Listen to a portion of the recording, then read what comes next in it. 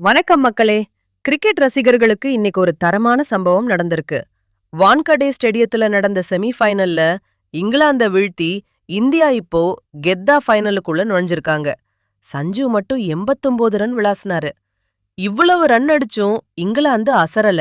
Jacob Bethell century போட்டு மேட்ச கடைசி வரைக்கும் கொண்டு போயிட்டாரு. ஆனா அங்கதான் வந்தாரு நம்ம பூம் பூம் பும்ரா.